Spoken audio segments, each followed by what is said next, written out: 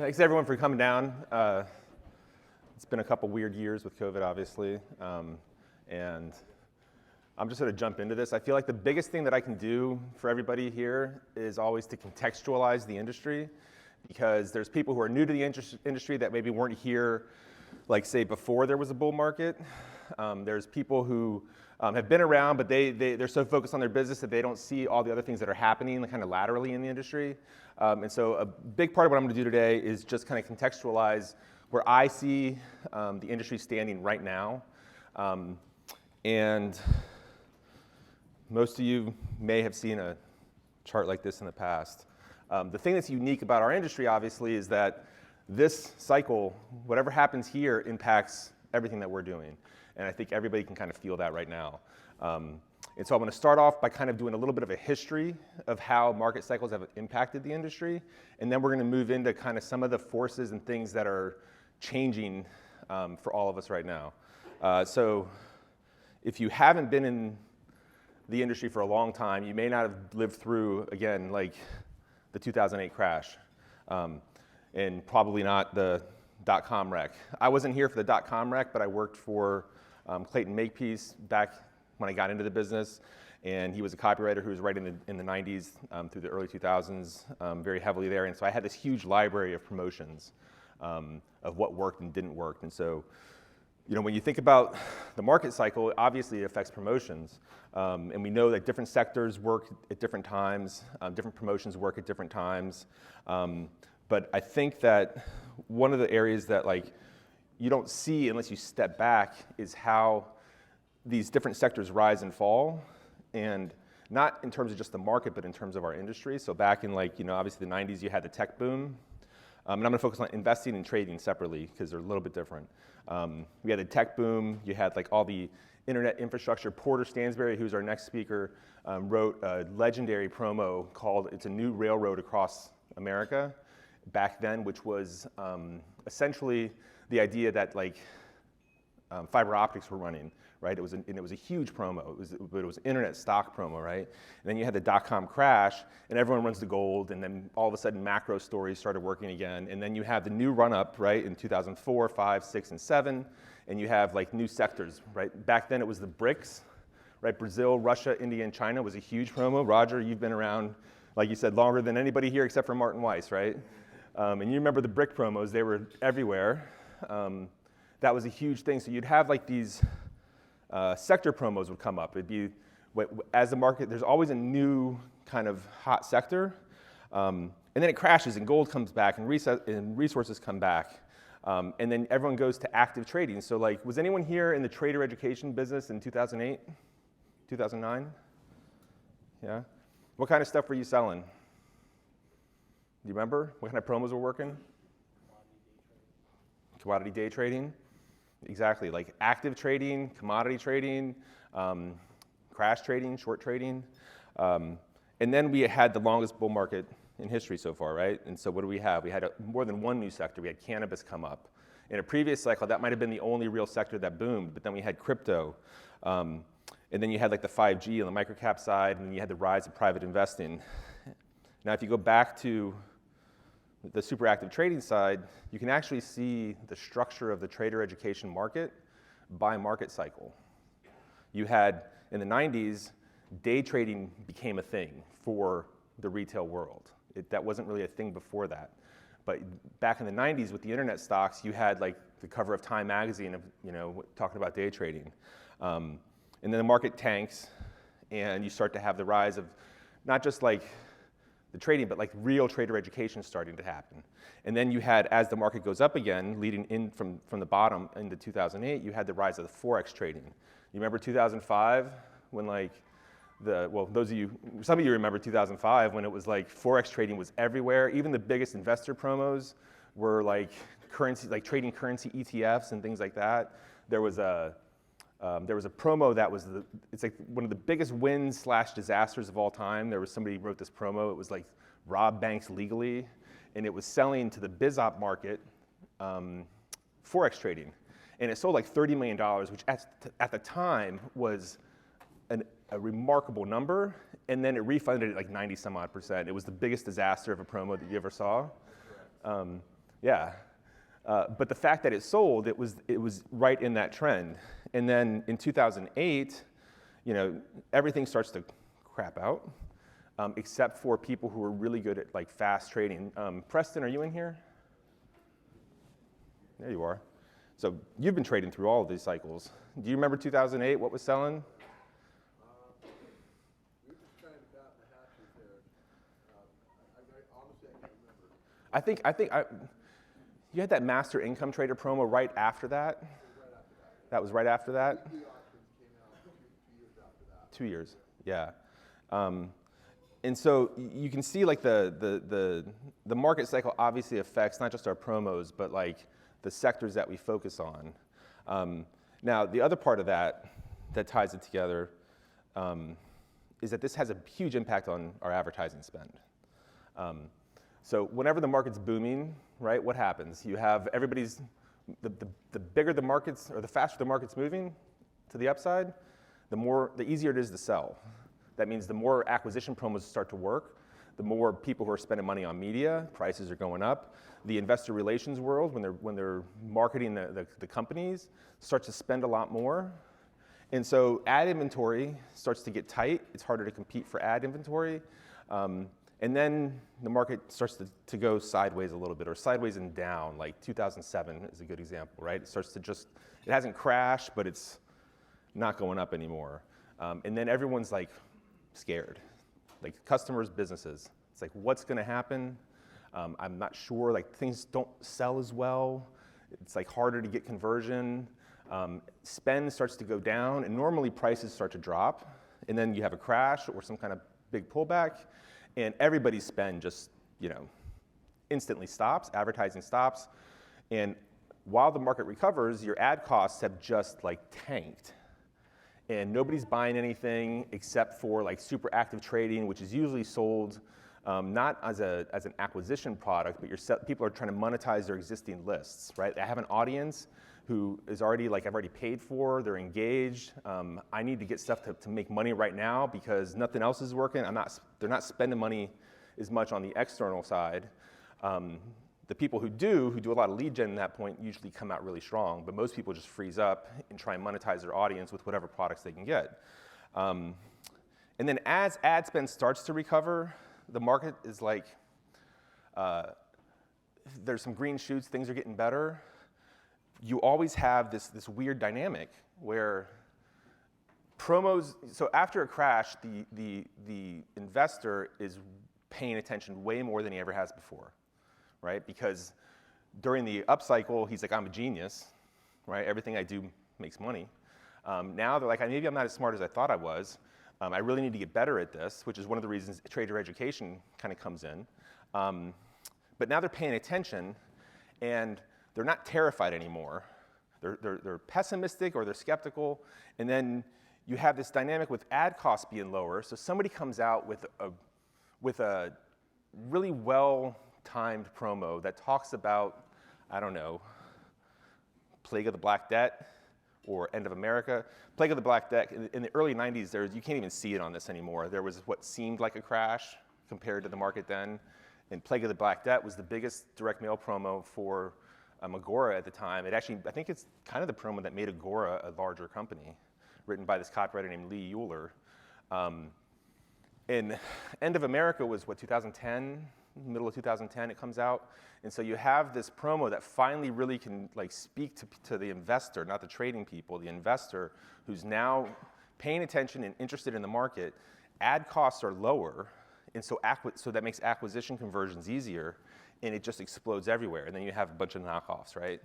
So right now you could say that we're in that, it feels a little bit like that period in 2007 when like everyone's like, well, what's going to happen next? Everyone's scared, promos are stopping to work, but there's a weird thing happening. Ad costs aren't dropping, right? Ad costs are not going down, even though everybody in here that I know is talking about like less spend. This is on the publishing side. The IR side, a lot of it, with one exception. The amount of money going into the advertising costs is dropping dramatically, or advertising spend is dropping, but the actual costs of the advertising are staying high. And so to contextualize that, because I think this is a structural change in the market. I don't think this is an important thing. I'm going to step back even more and talk about this idea of 5 forces. This is Michael Porter. He's a Harvard business professor who basically defined the modern business strategy industry, right? And one of his core kind of models is this idea of 5 forces. And so the 5 forces is a way of looking at an entire industry and saying, this is where you lose profits, and this is where your opportunities are, right? So you think of your competition in this room is industry rivalry. It's in between here in the middle. Like, I'm gonna have a better promo than you. I'm gonna go after your talent. You're gonna go after my talent. Like, that's competition. We're going after these customers, right? But there's, depending on the industry, you have different customer bargaining power, the supplier bargaining power, the threats of substitution, and the threat of new entrants. And the reason that these forces are important is because they determine how profitable overall an industry can be. And I'm not going to go into a whole lot of case studies on this because last time I did that, it took me like half a day to get through all of them, and we don't have that kind of time. So I'm just going to focus on FinPub and how these forces work. And then we're going to come back to that question of why are ad costs staying high? So let's just look through each of these forces really quickly. We don't have an issue with customer bargaining power, right? You're not getting price shopped because your products are unique. We have a huge amount of price elasticity. In the Financial Publishers Roundtable yesterday, somebody mentioned it was like, I think it was Ed Coburn, it was like, every time you think that you set a price, you always set it too low because there's a certain number of people who are gonna like your product and they're gonna pay more for it than you think. So we don't have a real problem with this. We have a massive amount of price elasticity. It's not like airlines that people price shop for their tickets. So it's a weak force. This other force would be the threat of new entrants, right? How much competition is coming out of nowhere? Traditionally, it's kind of a weird dynamic, right? Because there's been times when it's been relatively easy to enter the industry, but that hasn't really harmed people in the industry. You could have a new publisher that comes up, and if he can build a list, it's just a new traffic source for you. It doesn't usually like hurt your business. So it hasn't really been a really dangerous force to us. Now, the threat of substitution, this is an important one because it actually defines the size of your industry, right? The threat of substitution is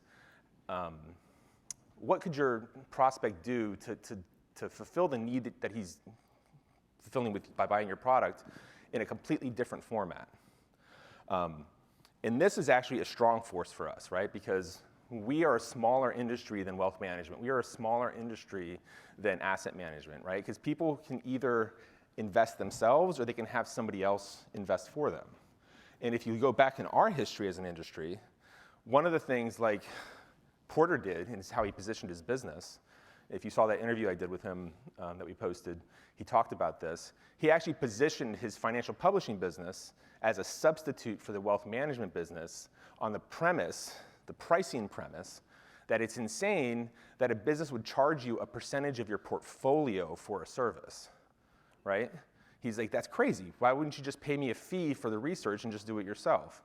And that's how he positioned the business. And so he was positioning himself as a substitute for wealth management. And so that threat of substitution, or that substitution idea is kind of critical. It goes back before this, like earlier parts of the business were actually money managers who were starting to do newsletters to kind of drum up business for themselves, right? And so the newsletters took off, and now you have people who are saying, no, you don't need to have the money management business. So that's another important force that we're going to come back to. The other force would be supplier bargaining power. I would say this is a very strong force. Let me go into this. In our industry, this is like your talent, your copywriters, your media sources, your merchant processor. Like, we already know, we've seen this, right? The Google and Facebook, if we shut down entirely tomorrow, they wouldn't care, right? We have no bargaining power with them. They can basically dictate to us what all of our costs through their platforms are. Merchant processors, small ones care about us. The larger ones behind them, they don't care about us that much. I mean, they can They can shut you down, and it's not going to hurt them, right? You can't really negotiate with them to change their prices. They're setting those prices. And as those prices go up, it pulls profits out of your business, right? We have a huge skilled labor shortage, right? How many like really great financial copywriters do we have? Not a whole lot. How many really great publishers do you have if you were going to try and start a new publishing unit that you can go and say, hey, you know what? If I just put you in charge of this publishing unit, you're going to do a fantastic job. You don't have that many people. It's really difficult to find labor. So that means that labor can negotiate better terms. That's why we pay commissions on things, right? There's not a huge amount of people who can do these things, and so they have a lot more power. So that's pulling profits from a business.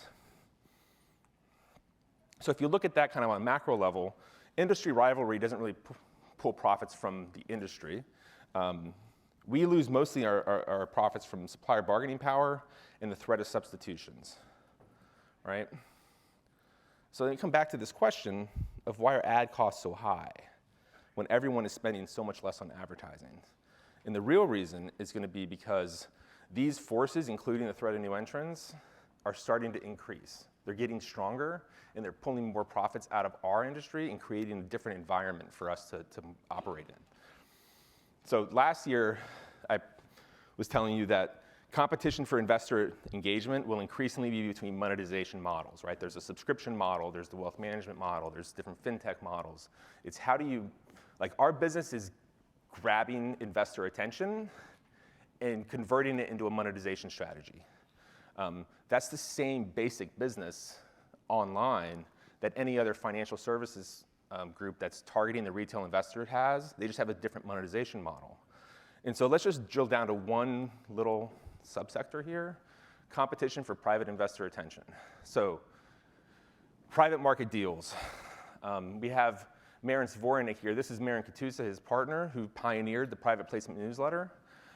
They have a phenomenal business. There's Angels and Entrepreneurs, which is MoneyMap built a franchise around the idea of private market deals. That's a newsletter model. Now you have Jason Kalkanis and other angel funds who are investing or advertising on Facebook, they're advertising in YouTube, they're advertising in other media channels that we use for their fund, right? Then you have Rebecca and Matt here who have Dealmaker. They have a whole platform where they're bringing private issuers in order to raise money online on a Reg A basis. And then you have the crowdfunding business. You have groups like Republic that the Motley Fool invested heavily in.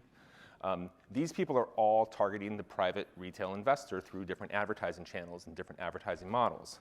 Then you have groups like Unicorn Hunters, who Jesse Anima from there will be here on one of our panels later. They have a whole new model, right? They're a media company. They're going out there trying to build a million name list, and they have a different business model than we have. And then you have just this huge rise in direct-to-investor campaigns. And this is an area where the rules have changed recently, and you can raise up to $75 million from non-accredited investors. And this is the one spot right now that spend is increasing, is the direct-to-investor Reg A space, the private market space. And so what we're having is that more companies are spending on advertising than ever before, and that's increasing prices, right? Just supply and demand. There's more demand from more sources for the same kinds of traffic that we go after. And that's why I say this is a structural change, is that this side of the business is going to increase, and it's, other than the FTC, this is the biggest extra industry risk that we face, right? There's been like plenty of direct marketing industries that went out of business essentially, like by industry, like the infomercial industry. We have plenty of people. We have some great like marketers in here who were the kings of the infomercials. Was it media costs that really impacted that, and then the disaggregation of collective media? Tim and Steve? It's part of it, right? As costs go up, it gets harder and harder. So it's a component. Competition, which is, again, it's more demand, right? Yeah, that works with it, which we're also seeing. And so like regulations and media costs, like literally together can take a really booming industry and just crush it. I'm not saying that's happening here right now, but it's something that like as an industry risk, like this is the context that we're operating in right now. So over the last 2 years, a really interesting dynamic has been happening internal to the industry.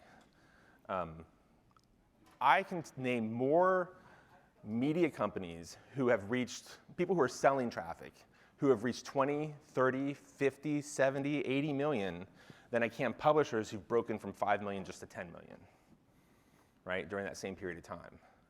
The media companies have been really benefiting from this. They've really been exploding because there's all this additional spend that has been coming into the space for the last 2 years. And so that begs the question is, should everyone be selling media, right? And for some people, the answer is probably yes, it should be an ancillary revenue stream for you because more revenue streams can sometimes be a really great way to make it through difficult periods. But the bigger question here with media is value transfer and value capture. So a media model, if you're selling investor attention, if you're getting the investor's attention and selling it to somebody else, by pretty much definition, you're transferring the value of that customer to that other person, right? So you're not capturing that value, you're capturing a small piece of that value just the basic economics of it is that the person who's buying it for you for more than you paid for it, it's more valuable to them than it is to you, right? So the issue of value capture in our space is already a big one. I think that this is actually when you think of the next 5 years, the whole next business cycle here, this is the strategic theater that we're going to operate in, is who can capture the most attention for the highest lifetime value. It's going to be about attention and lifetime in value capture. And so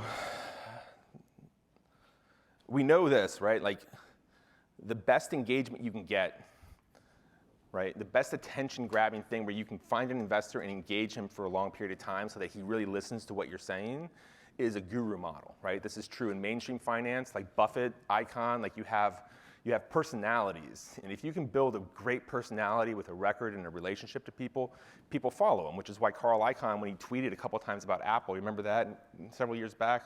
It's been a while now, but he moved the market cap of Apple by $17 billion with a few tweets because he is a guru to institutional money, right? So we know that model beats anybody who's publishing news, right? If you have a news website, if you have a news e-letter, like on a per lead basis, you're getting less engagement than you have from somebody who builds a relationship, right? Now, relationship building is less scalable, right? So there's this dynamic between those two things. We know that piece is the highest way to engage somebody. And you think again of the last couple years, like fintech groups have raised, $91 billion in just 2021 alone. And you look at that first line of that, it says 42 fintech companies became unicorns in the third quarter alone of 2021, right?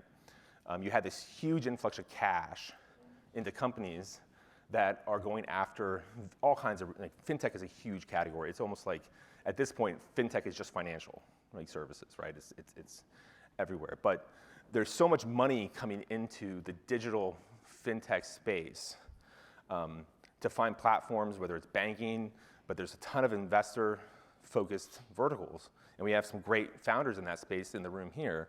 And I'm going to quote Ian Rosen's interview where we talked, Ian over here will be talking later on one of our platforms, but he was like, when it comes to this digital media, like media is the lifeblood of all these fintech platforms. And like for those of you who don't know Ian, like he has an enormous amount of experience in financial media, right? So not only did he found Even Financial, which he exited very successfully, he was the CEO of StockTwits, he was the general manager of MarketWatch, and he's now the CEO of Financial Answers, which is part of Tiffin, and they've just went on the largest acquisition spree I think our industry's ever seen.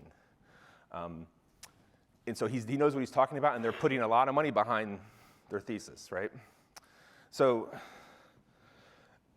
when you think about that, like one of my basic principles or theses about where we're at as an industry is it's time to innovate.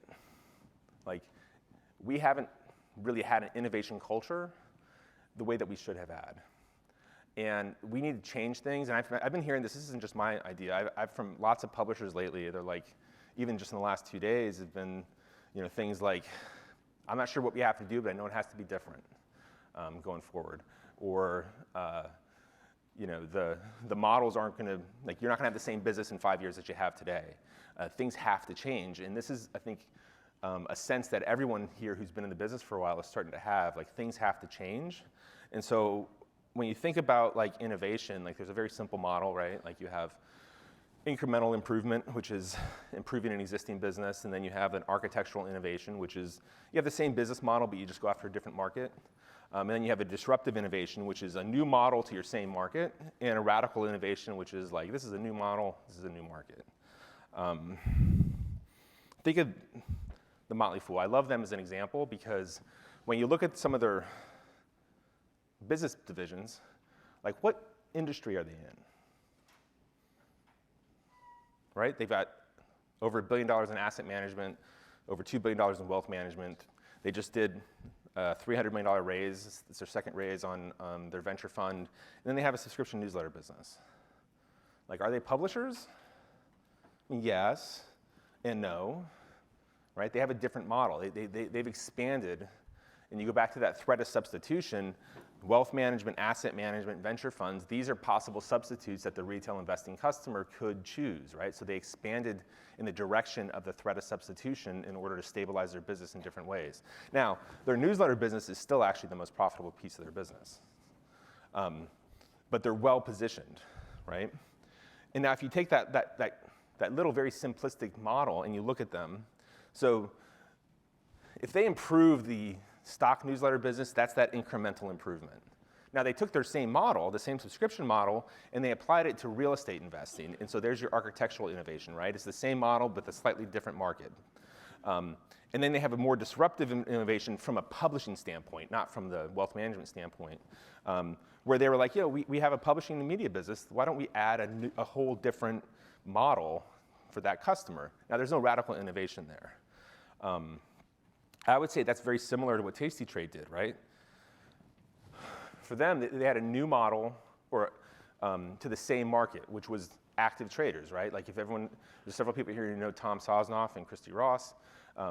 They built TD Ameritrade, right? Not TD Ameritrade. Thinkorswim and sold to TD Ameritrade. And they took a media model, a content model, and they connected it directly to a brokerage and sold it for $1 billion, right? Now, Adam Mesh, who I had a great conversation with after he exited his business to Ian Rosen over there, very much because of his relationship with Tasty Trade. Adam Mesh's trader education company was a huge part of building the actual audience for Tasty Trade. And he was actually in talks with them, and he talks about this in our conversation, to get equity because he's like, I basically drove most of their customers. But it was too late. They were already in negotiations for their acquisition. And so he's sitting there and he's like, I'm really happy for them. They got a $1 billion exit. They built a fantastic business that I sent the customers to. But then I realized my audience, my customers were more valuable to other people than they were to me. And that's a punch in the gut. Your customers are more valuable to other people than they are to you. And so when we talk about that issue of value capture, that's the essence of what we're talking about, is, are you capturing the highest value from the customers that you have, or somebody else? And so when we go back to the idea of selling media, it's a great money generator, right? It's a great cash generator. But the value capture on that is fundamentally not there. It is within a media agency model, but when it comes to, like, the actual investor, you're not capturing that value. You're transferring it to somebody else. Because that's literally your business model, is to transfer the value. But then you compare Tasty Trade, which is a little bit disruptive, to what Investors Business Daily's business strategy had been, right?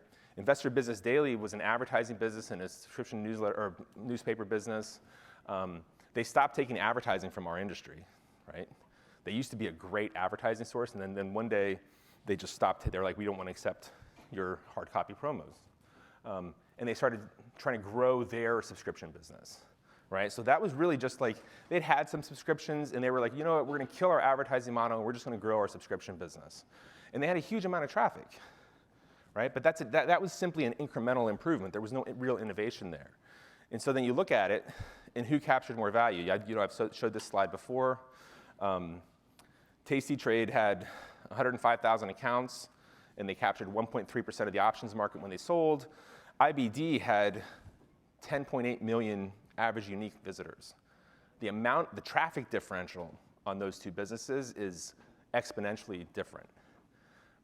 And IBD's customers were amazing, because we knew that from anybody else who had ever advertised there. It was like when they had it, like it was a go-to source. Like it was hard to lose money going to IBD. They had an amazing amount of quality of customer.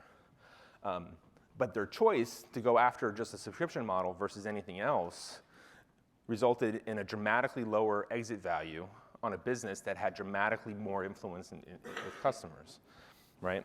I would say that, at least from where we're standing, like what Tiffinen's doing overall is more of a radical innovation, right? Like they have a completely new model, it's a new market. They're bringing publishers in, but like you have like, it's combining kind of the media and publishing model with financial answers, with data models, with broker-dealer models in ways that haven't been done before. And you can see why on their last round, raised what, $842 million valuation for $109 million? You guys been crushing it over there. So innovation in the area of value capture, because the models that Tiffin they're not just going after subscription revenue. They've acquired a bunch of companies with subscription revenue, but they've then rolled them into a fintech model that has a much higher valuation component, because they have a model that's going to capture more value per customer, right? They're not just capturing your subscription value. They can capture the data value of that. They can capture the value through a broker-dealer. It's an enormously more exciting opportunity than, especially to an investor, than, oh, we're going to sell some subscriptions. So that's my like quick take on like this 5 forces. And you can't ignore innovation in the middle, right? Which I think is like kind of the core thing that we do, but I feel like we don't do it aggressively. We don't even innovate internal to our space very much, right? What's the biggest innovations that we talk about in financial publishing? Oh man, the VSL, right? Which it's a legitimate, like we laugh, but it was a legitimate innovation in our promotions. But we always talk about innovation through promotion because we're direct marketers, and that's the tip of the spear for how you grow your business. And you shouldn't ignore that. Like that's not a bad thing. That's a great thing. It's one of the strengths of our industry. But we never think about innovating our audience. And I'm not saying that you should go to ESG by any means, but just as a frame to think about this, why is it that in wealth management and these other areas in the area of substitution, they've been crushing it, going after people who are not the angry old white newsletter editor guy who is basically like the Tea Party's way too far to the left for me. Right? They're looking at $53 trillion by 2025 in AUM. That's a third of global assets under management to people who care about ESG. And we haven't thought about changing that audience. At some point here, like there's like these blue oceans of other audiences who would buy, and we finally have traffic sources to get to them, but nobody's even trying. Nobody's in our space is even trying. If they talk ESG, they're thinking about like, well, how would I pitch ESG to this other super conservative skeptical investor, right? So there's no real innovation in trying to look at other audiences. And I'm not saying that this is the audience to go to, but it's just to frame that point that we don't think about like within our own industry, like as it stands, are there new audiences opening up that we could go after? Another big area, obviously like the VSL, is format innovations. That's why I wanted to have Nate and Mike talk about the docuseries model, right? In some other niches, the docuseries model really took off and was crushing it for people. And our space is conservative. Like we do hot list launches. That was kind of an innovation, but we were 14 years later than it actually happened in the internet marketing space when we brought it in here. So other areas like marketing tech innovations. When we started the summit, Financial Media Corps was kind of innovated for it, right? They were the first ones to offer one-click opt-ins, which was a big deal. And then we have here today, they're still here with new innovations, like with their new partner. They have like, I don't know if you guys are ready, you guys aren't ready for Platform X yet, but they have this great publishing tech that they use in Germany that really dramatically changes your revenue per customer. You've got inbox mailers, right? Like you can actually sit there and when your customer opens somebody else's email, they can trigger a send from you. Like it's, and then Grant from Digitonic is just, I can't even keep up with all the innovations that guy's done on the acquisition side. I mean, but then you have like new channel innovations. We have, Jared from, who's the president of Cardone University is coming to be on our panel later. They raised like $870 million for a real estate fund through Instagram. Like, Sykes and some of the other trader educators really crushed it on social, and they built their whole value chain around social in ways that and everybody else is like, well, how can I just pop a promo over there and make it work? Whereas they went and built like an entire value chain there in order to monetize it, and they did go after a newer audience. So I think of right now, just to step back again, that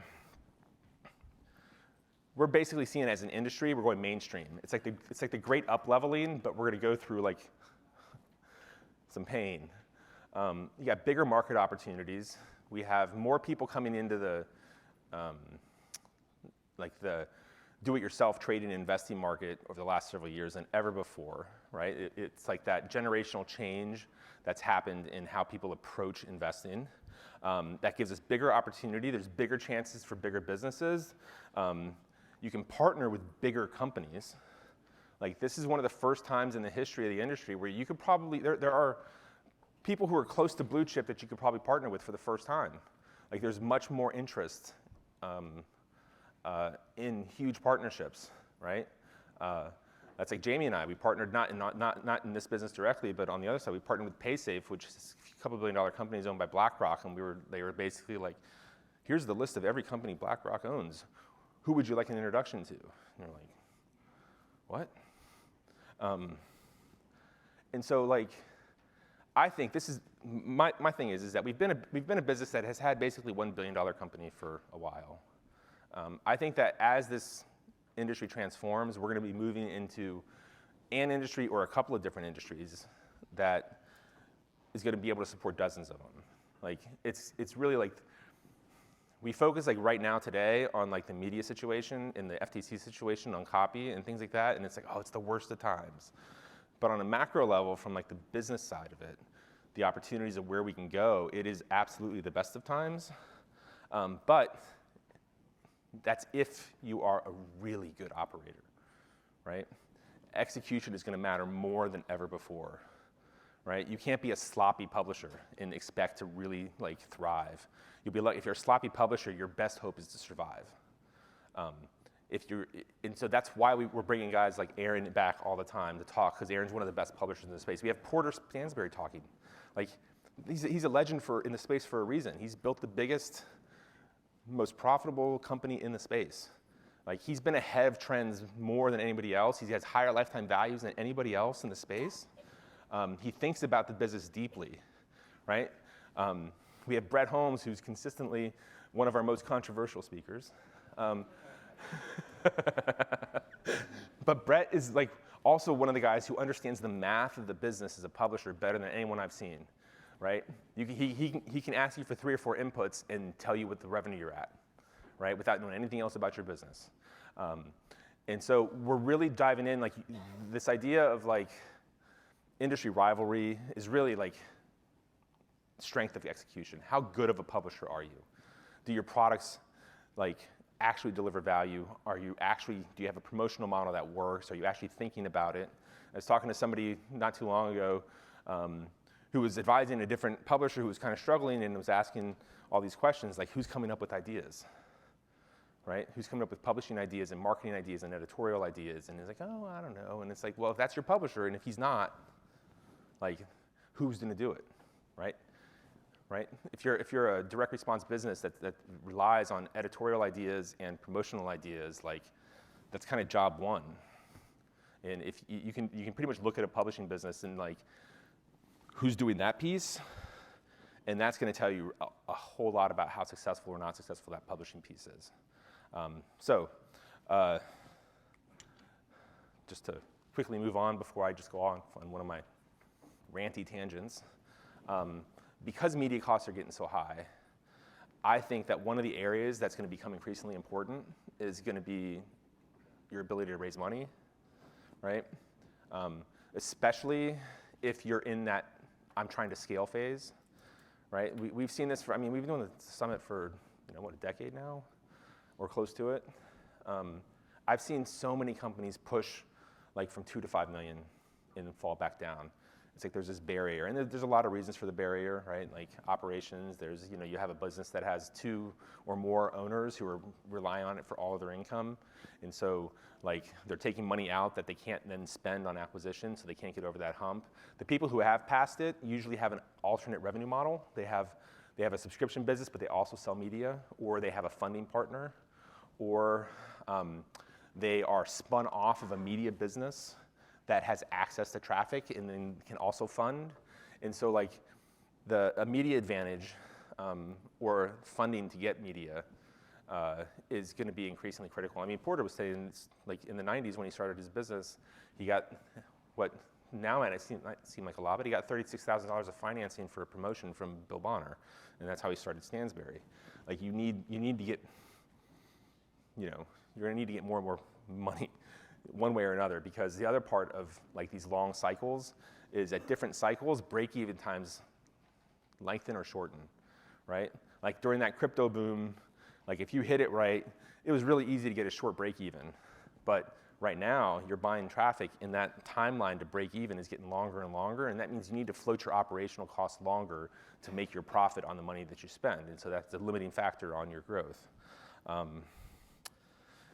So I'm gonna end this with just basically this idea here, which is like, I feel like talking to everybody, and I'm not a great market analyst by like any means, but just talking to everybody here and lots of other people, it feels like we're getting into possibly a new business cycle, right? Like if the market goes down in a serious way, we go into a serious recession and we end up in a new business cycle.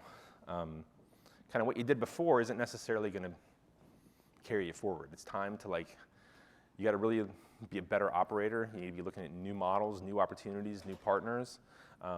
I think that as you look at the previous cycles in the market, there's very few companies that transitioned through all of them, right?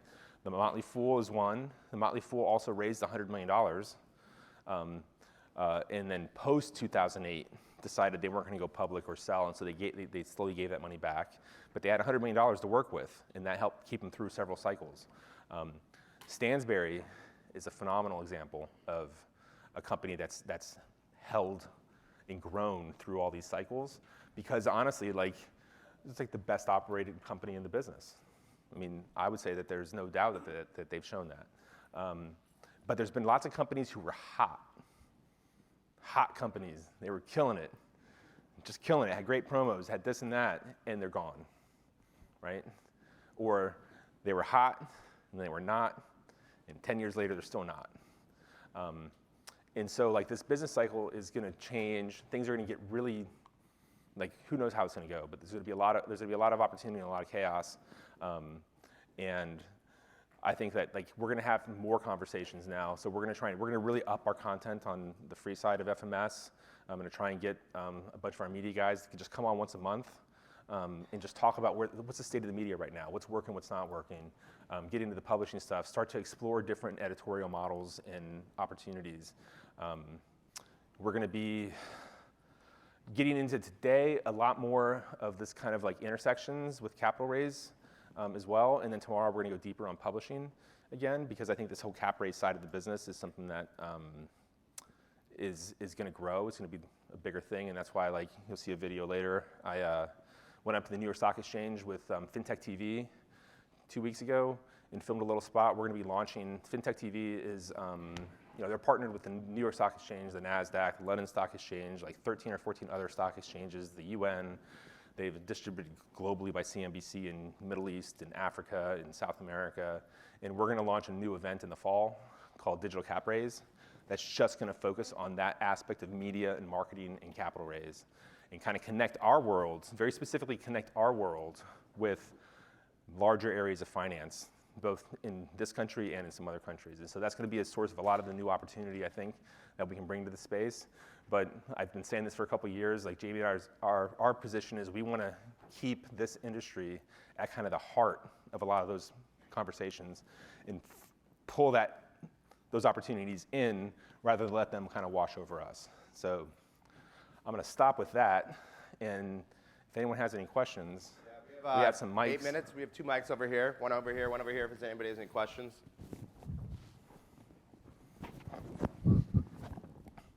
Come on, Aaron, don't be shy. I think I have more questions for Aaron. But all right, well, there we go. And so I think we're gonna have a great lineup today.